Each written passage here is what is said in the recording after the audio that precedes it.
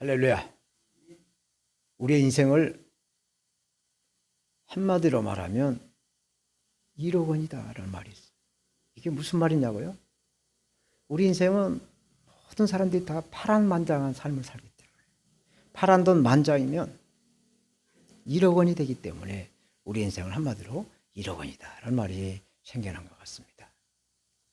지난 주일날 우리는 충격적인 보도의 뉴스를 들었어요. 팔레스타인 무장단체인 그 하마스라는 단체가 안식일을 맞이한 그 이스라엘에게 무차별적인 박격포 공격으로 인해서 그 이스라엘의 그 민간인이 죽거나 다치는 게 수천 명, 그리고 150여 명을 인질로 다 잡아갔어요.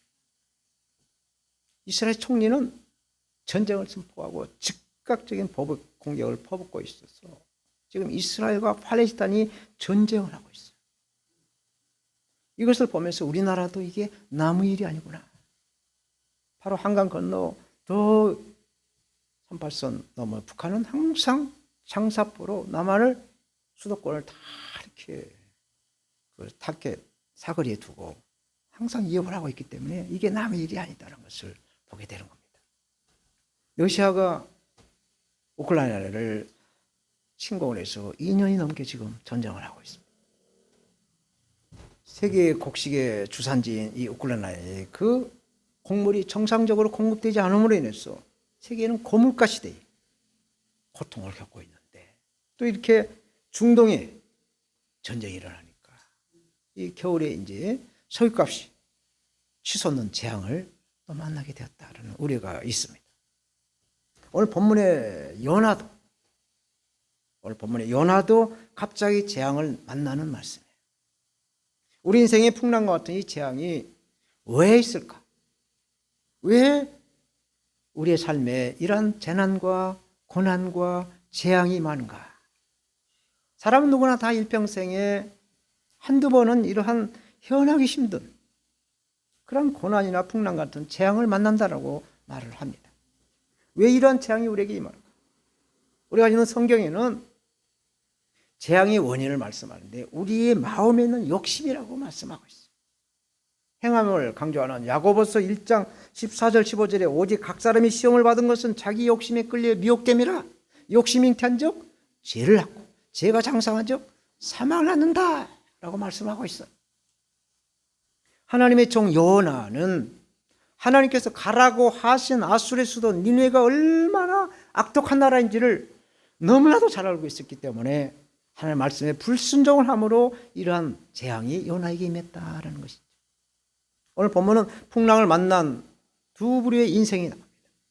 한 부류는 하나님을 잘 알지 못하는 인생이고, 또 한 부류는 하나님을 알고 하나님의 종의 삶을 살아가는 인생이, 하나님을 알지 못한 뱃사람들과 하나님을 아는 요나가 풍랑을 만나서 그들에게 임한 재앙에 대한 반응을 말씀해 주고 있어요. 오늘 본문에서 말씀하신 재앙이라는 제목으로 십자가에서 재앙을 만나 죽음에서 부활로 승리하신 우리 구주 예수 그리스도를 증거하겠습니다. 첫째로 재앙을 만난 하나님을 알지 못하는 선원들의 모습을 보여주고 있어요. 4절 5절 다시 보겠습니다. 여호와께서 태풍을 바다 위에 내리시매 바다 가운데 폭풍이 대작하여 배가 거의 깨어지게 된지라. 사공이 두려워하여 각각 자기의 신을 부르고 또 배를 가볍게 하려고 그 가운데 물건을 바다에 던지니라 말씀합니다. 뱃사람들은 하나님을 모르는 이방 사람들의 특징을 다 가지고 있어요. 갑자기 풍랑이 찾아오니까, 갑자기 재앙이 임하니까 당황은 하지만 그들 나름대로의 대안을 마련하고 있다라는 것이죠. 먼저 두려워하였다라고 하죠. 두려워했다. 뱃사람들이 두려웠다는 것은, 이 두려움이란 것은 믿음의 반대말이에요. 그러니까 이 뱃사람들이 믿음이 없다라는 뜻이죠. 그래서 사공들은 파도에 익숙한 자들이기 때문에 웬만한 바람의 파도에 당황하거나 두려움이 없다라는 것을 의미하기도 하여, 그런데 이 폭풍에 두려워하여 이 보통 센 폭풍이 아니라는 것을 우리가 알 수가 있는 것이죠. 그리고 이스라엘에서 지중해를 건너 스페인 다시스로 가려면 제가 문서를 찾아보니까 그 3,200km 정도 되는 굉장히 먼 거리, 8,000리가 넘는 그런 거리. 그러니까 요나가 타고 있는 배는 어선, 고기 잡는 배가 아니라 상선, 큰 여객선이다. 이런 걸 우리가 알 수가 있어. 그러나 이 노련한 선장이나 이 뱃사람들도 이러한 광풍 앞에 큰 배일지라도 속수무책이었다라는. 그래서 우리나라 해군, 여러 나라마다 해군들이 다 있겠습니다만 해군은 어뢰를 두려워하죠. 어뢰를 두려워하는데 이 폭풍을 더 두려워한다고 그래요. 왜? 뭐 폭풍이 일어나게 되면 평상시에는 3, 4m 파도가 일지만 폭풍이 일어나면 이 파도의 높이가 7m, 8m, 10m, 12m, 13m 이상 올라가면 아무리 큰 배도 그 파도 물결에 뒤집을 수가 있다. 뒤집어진다는 얘기. 그래서 뱃사람들이 가장 두려워하는 이 폭풍을 만났으니 어떻게 하겠는가? 이 뱃사람들은 두 번째로 그들이 믿는 신들에게 기도를 한 거예요. 두려워하고 이제 또다시 그들이 믿는 신들에게 기도를 합니다. 그리고 세 번째로 배가 곧 침몰되어 갈 것을 우려해서 그 배에 실었던 모든 무거운 짐들을 다 바다에 던져버리는, 배를 비우는 거예요. 뱃사람들은 두려워서 기도를 하고 그 배에 실었던 짐들을 다 바다에 버렸어도 그 배는 파산 직전에 곧 죽게 되었다라는 것입니다. 우리가 가지고 있는 성경 열왕기 상에 보면 하나님의 사람 엘리야에 대한 말씀이 기록이 되어 있습니다. 갈멜산에서 엘리야 선지자와 바알 선지자 450명이 1대 450이 대결을 하는 말씀이 나와요. 근데 바알 선지자들이 450명이 모여서 바알이여 바알이여 이렇게 부르면서 기도를 하면서 불을 내달라고, 불을 내서 이 불로 이 내기하는 것을 제물을 태워달라고 기도를 하는데 바알 선지자들이 했던 그 바알이 그 불을 주지를 않았어. 불이 능력이 없었어. 그 제물을 태우지 못했어. 하나님의 사람 엘리야가 주여 불을 주옵소니까 한 방에 불이 나와서 그 제물을 태워버렸어. 1대 450, 450대 1이 엘리야 선지자가 그것을 이겼다라는 말씀이 나오죠. 이렇게 사람보다 못한 우상에게 기도를 한다 무슨 소용이 있겠느냐라는 이야기죠. 뱃사람들은 믿는 그 잡신에게 기도를 해보았다 해도 응답이 없다라는 이야기죠. 사랑하는 여러분, 우상과 하나님의 그 차이가 무엇인가 우리는 이것을 알아야 돼요. 우상은 인격이 없어요. 아무런 인격이 없습니다. 사람이 만든 부처상은 인격이 없어요. 해와 달, 큰 나무, 큰 바위 뭐 이런 자연에 있는 모든 그런 피조물 가운데 사람을 제외하고 모든 피조물들에게는 인격이 없어요. 인격이 없어요.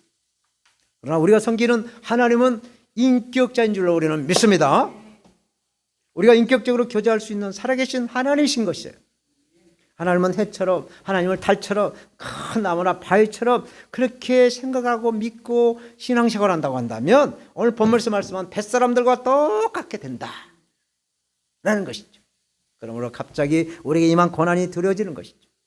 그래서 뱃사람들이 기도와 같은 행동이 된다라는 말씀을 하고 있어요. 우리 인격과 하나님의 인격이 만나야 되죠. 전기선에 플러스선과 마이너스선이 만나야 불이 착 들어와서 어둠을 밝히는 것처럼 이렇게 우리들의 예배를 통해, 우리들의 기도를 통해 하나님의 인격자심을 깨닫는 경험이 되어져야 된다. 우리가 하나님을 만나야 하나님을 경험할 수가 있어요.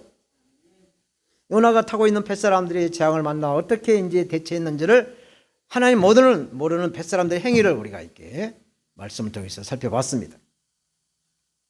순식간에 찾아오는 우리의 인생의 풍랑이 우리의 하나님과 우리의 마음에 속에 있는 모든 것들을 서로 이렇게 고백하고 이렇게 교제를 함으로써 우리는 위로를 받고 용기를 받는 그런 은혜가 넘쳐나시기를 축원합니다.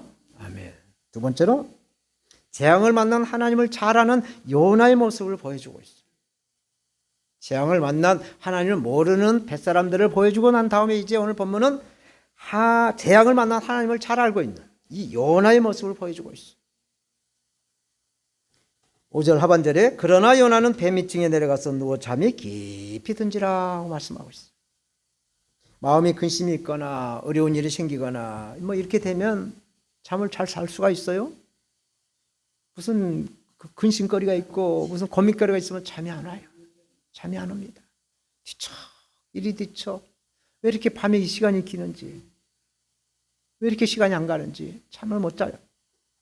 그래서 성경은 하나님이 사랑하는 자에게 잠을 주신다라고 말씀하죠. 시편 127편 1절 2절에 여호와께서 집을 세우지 아니하시면 세우는 자의 수고가 헛되며 여호와께서 성을 지키시지 아니하시면 파수꾼의 경성함이 허사로다.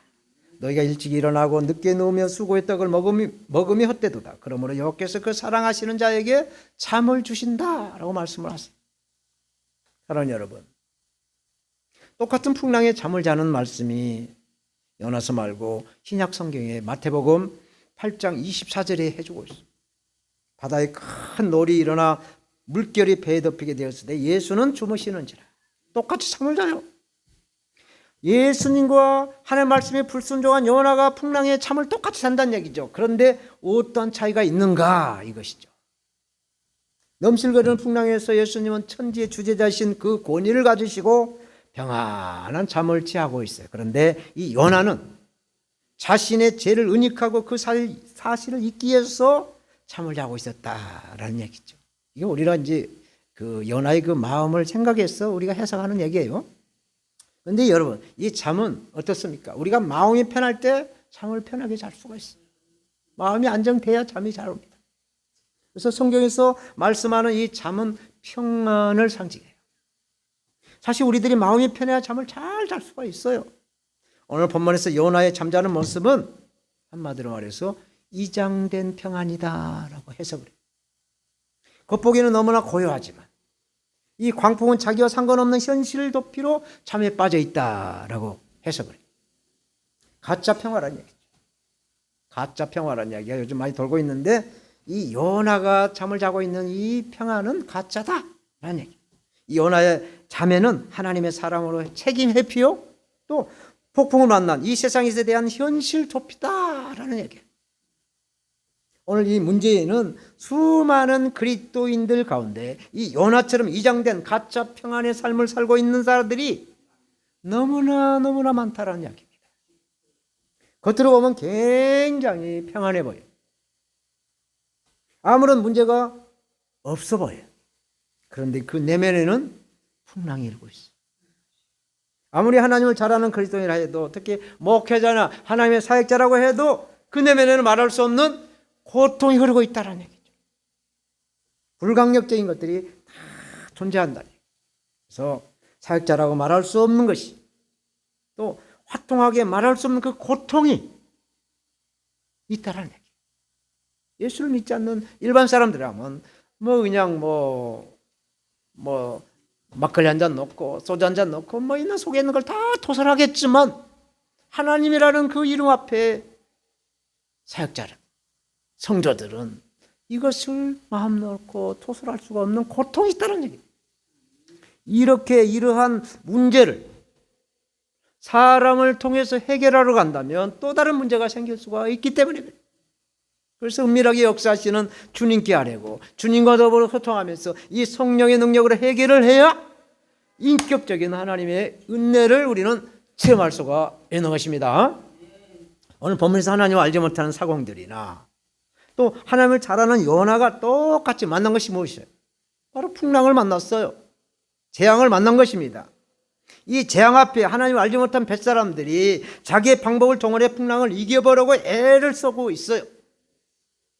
이러한 때에 하나님을 잘 아는 그 자, 하나님을 잘 알고 하나님의 선지자로 부름받은 자, 하나님의 사역자로 부름받은 자들의 모습이 무엇인가 조금은 달라야 되지 않겠느냐라는 것을 말씀하고 있는 것이죠. 그런데 요나의 모습이 어떻습니까? 배에 타고 있었던 하나님을 알지 못한 사람들 앞에 너무나 무기력한 자로 모습을 보여주고 있어요. 당대의 선지자 요나는 태풍이 일어나서 배가 곧 파산 직전에 있어도 배 밑에 층으로 내려가서 잠을 자고 있다. 잠을 자고 있다는 얘기예요. 얼마나 무기력한 모습일까요? 혹 이 모습이 저와 여러분들의 모습이 아닐까? 우리 자신에게 한번 냉철하게 물어볼 필요가 있다라는 말씀입니다. 사랑하는 여러분, 예수님은 풍랑이 일어났을 때 잠에 깨어서 바람을 꾸짖으시며 바다더러 이르시되 잠잠하라 고요하라 하고 명령을 하셨어요. 그러니까 바람이 그치고 아주 잔잔해지더라고 복음서에서 말씀하고 있죠. 또 우리가 잘 알고 있는 사도 바울도 보세요. 유라굴라랑 광풍이 불어서 그 배의 짐들을 다 바다에 버리고 같이 배에 있던 사람들에게 외치죠. 사도행전 27장 22절 내가 너희를 권하노니 이제는 안심하라. 너희 중 생명이나 아무도 손상을 없겠고 오직 배뿐이라 말씀하죠. 그리고 25절에 그러므로 여러분이 안심하라. 나는 내게 말씀하신 그대로 되리라고 하나님을 믿는다 라고 선포하죠. 굉장한 담대함의 선포인 것이죠. 이렇게 예수 그리스도를 믿는 하나님의 사역자라고 하면 이런 담대함이 있어야 되는데 요나는 그러한 무기력한 모습을 우리에게 보여주고 있다라는 것입니다. 그래서 하나님 알지 못해 자기들의 방법을 통하여 풍랑을 이겨본 사공들이나 하나님을 안다고는 하지만 정말 무기력한 요나나 그 결과가 어떠냐? 똑같다라는 얘기예요. 똑같다. 아무리 예수 그리스도를 잘 믿는 성도라고 하지만 성령을 구하지 않거나 성령의 능력을 받지 못한다고 한다면 요나와 같이 된다라는 말씀을 해주고 있어요. 이렇게 하나님의 선지자가 된 요나는 세상 사람으로 상징이 되는 선장에게, 그 배의 선장에게 질책을 당하고 있는 말씀을 보여주고 있어요. 6절 7절 보겠습니다. 선장이 나가서 그에게 이르되 자는 자여 어찌미뇨 일어나서 내 하나님께 구하라. 혹시 하나님이 우리를 생각하사 망하지 않게 하시리라 하니라. 그들이 서로 이르되 자 우리가 제비를 뽑아 이 재앙이 누구로 인하여 우리에게 임하였나 알자 하고 제비를 뽑으니 제비가 요나에게 당한지라 말씀합니다. 기가 막힌 장면이 알 수가 없어요. 하나님을 알지 못하는 이방 사람인 선장이 당대의 대표적인 하나님의 종 선지자라고 하는 요나를 치조하는 모습을 보여주고 있어요. 이것이 마치 교회 사역자들이 어떤 이해관계로 인하여 세상 법정에서 재판을 할 때 하나님을 알지 못하고 세상의 법의 그 잣대로 판결하는 자식 같은 그 어린 판사에게 꾸지람을 듣는 것과 같다는 얘기예요. 요즘 세상 사람들이 교회를 얼마나 좋은 눈으로 봅니까? 참 저주를 잘하는 걸 보게 되죠. 예수쟁이 저것들 손가락질하면서 코로나 바이러스나 옮기질 않나 뭐 이러면서 사탄의 교회를 별벌소를 다 해가면서 악담을 하죠. 심지어 국회에서도 이 교회 폐지법을 상정해 놓고 있다는 얘기를 듣고 있는데 얼마나 하나님의 영광을 가리고 있는지 우리는 예수 그리스도를 믿는 자로서 각성을 할 필요가 반드시 있다라고 저는 말씀드립니다. 교회가 세상의 빛과 소금의 역할을 감당해야 하는데도 불구하고 거꾸로 세상이 교회를 걱정하고 있다는 얘기입니다. 성도가 불신자들의 영혼을 걱정해야 하는데도 불구하고 오히려 세상이 성도를 걱정하고 있다는 얘기예요. 촛불은 자기 몸을 태워서 어둠을 밝히는 빛을 발합니다. 예수 그리스도 믿는 우리 그리스도인들은 우리의 희생을 통하여 어두운 세상에 빛이 되어야 된다라는 것이죠. 아멘. 오늘 본문 7절은 이제 제비를 뽑는 말씀을 하세요. 성경은 제비를 뽑아 하나님의 뜻을 드러나게 하고 있어요. 잠언서 16장 33절에 사람이 제비를 뽑으나 이 일을 작정하시는 자는 여호와께 있다. 사람이 마음으로 그 길을 가시나 걸음을 인도하신 분은 하나님이시다라는 말씀입니다. 이렇게 성경은 제비를 뽑아서 하나님의 뜻을 결정을 하게 된다는 얘기죠. 그래서 12명의 제자 가운데 한 명이 이제 가룟 유다가 죽어서 한 명의 그 골을 또 채우기 위해서 제자 마띠아를 제비로 뽑았잖아요. 또 범죄자를 가려낼 때도 제비를 뽑았어. 이 아간이라는 사람, 아간이라는 사람을 처벌할 말씀이 여호수아서 7장에 말씀하고 있어요. 이렇게 폭풍의 진원죄를 가려내는 제비 뽑기에서 요나가 당첨이 된 거예요. 폭풍이 일어난 원인을 찾은 선장과 선원들은 이제 요나를 그 상선에 그 배의 승객의 신분에서 이제 피의자의 신분으로 신원 조사를 하고 있는 말씀으로 이어지고 있어요. 마지막으로 요나는 그 잘못을 하나님이 아니라 그 배 사람들에게 고백하는 말씀을 하고 있습니다. 8절 10절 말씀 봅니다. 무리가 그에게 이르되 청컨대 이 재앙이 무슨 연고로 우리에게 임하였는가 고하라. 내 생업이 무엇이며 어디서 왔으며 고국이 어디며 어느 민족에 속하였느냐. 그가 대답하되 나는 히브리 사람이요 바다와 육지를 지으신 하늘의 하나님 여호와를 경외하는 자로라 하고 자기가 여호와의 낯을 피함인 줄을 그들에게 고하였으므로 무리가 알고 심히 두려워하여 이르되 네가 어찌하여 이렇게 행하였느냐 라고 하니라. 주여 주여. 하나님의 선지자 요나의 이 수치는 하나님 말씀의 불순종, 하나님 명령의 불순종, 한마디로 궤도이탈, 탈선을 함으로 그게 재앙으로 옮겨온다는 거예요. 하나님은 니네로 가라, 동쪽으로 가라 라고 명령하셨는데 요나는 서쪽인 다시스로 도망을 간 결과 선지자에게 수치로 임하게 된 겁니다.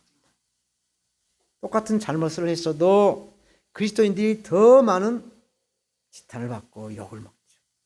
똑같은 잘못을 했어도 그리스도 예수 믿는 교회 다니는 사람들이 더 질책을 받습니다. 그냥 넘어갈 일도 교회에서 일어났다고 한다면 사탄은 그 먹잇감을 그냥 놔두지 않고 갈기갈기 찢어 발견하는 것이죠. 어떻게 하면 하나님의 영광을 가려버리는 것이죠. 그러므로 우리는 사탄에게 이 먹잇감을 주어서는 안 된다라는 말씀인 것입니다. 아멘. 이제 말씀을 맺겠어요. 하나님은 요단강을 건넌 이후 가나안 정복을 앞둔 이 여호수아와 이스라엘 군대에게 할례를 받아라, 할례를 하라고 말씀하고 있습니다. 이 요단강을 건너 이제 적군 앞에 있는 이스라엘 군대에게 할례를 행한다라고 한다면 전쟁을 포기하는 것과 같아요. 그러나 하나님의 전쟁은 이 군사력의 싸움에 있는 것이 아니라 오직 거룩과 순결에 있다라는 얘기예요. 그래서 여호수아는 하나님의 말씀에 순종을 한 다음에 하나님을 경험하게 돼요. 여호와 군대장관이 칼을 빼들고 서 있는 것을 여호수아가 본 거예요. 목격을 한 거예요. 이것은 하나님이 대신 싸우시겠다라는 뜻이 들어있어요. 즉 하나님의 말씀에 순종을 하면 우리의 삶에서 하나님이 우리의 삶을 지켜주신다. 우리가 하나님을 경험합니다 라는 말씀인 것이죠. 사랑하는 여러분, 오늘 본문의 재앙을 만난 요나에게는 두 가지의 그 문제가 있었어요. 풍랑을 만난 재앙에 하나님의 사람 요나는 무기력한 사람이 됐어요. 그 사자나 맹수의 그 이빨이나 발톱이 다 빠져버린 무기력한 사람 요나가 되었어요. 또 하나는 하나님 모르는 세상 사람들에게 치절을 당하는 초라한 모습의 선지자로 우리에게 보여주고 있어요. 이렇게 무기력하고 문제가 많은 요나를 포기하지 않는 하나님이 바로 우리가 믿는 살아계신 하나님이신 줄로 믿습니다. 지난주에 서울 강서구 구청장 선거가 있었죠. 선거가 있었는데 패배한 여당, 패배한 정당에서 임명직 당직자들이 전원 책임을 지고 사표를 낸 거 어저께 들었어요. 근데도 그게 조용하지 않습니다. 이렇게 불순종하고 무기력한 요나를 만약 여러분들이 하나님이시라고 한다면, 만약 그 선거에서 총책임자였던 그 당의 대표라고 한다면 어떻게 하겠느냐 이거죠. 당장 갈아치우지 않겠느냐 이것이죠. 그러나 요나는 요나서의 주인공이 아니라는 얘기죠. 불순종 안에서 도망가 있는 이 요나를 포기하지 않는 하나님이 주인공이시다라는 말씀인 것입니다. 이런 하나님의 사랑, 우리를 사랑하시되 끝까지 사랑하시는 하나님의 사랑을 잊고 받아 누려야 이 사랑이신 예수 그리스도를 대언하며 증거하는 증인이 되시는 성령의 사람이 되시기를 십자가에서 재앙을 만나서 부활로 승리하신 예수 그리스도의 이름으로 축원합니다. 아멘. 기도하겠습니다. 하나님 아버지 감사합니다. 부족한 종이 재앙이라는 제목으로 말씀을 대언했습니다. 사람의 말은 십자가에 못 박고 하나님 말씀만 우리 심령에 심어서 100배로 영광 돌리는 우리의 삶이 되게 하여 주시옵소서. 예수님의 이름으로 기도드리옵나이다. 아멘.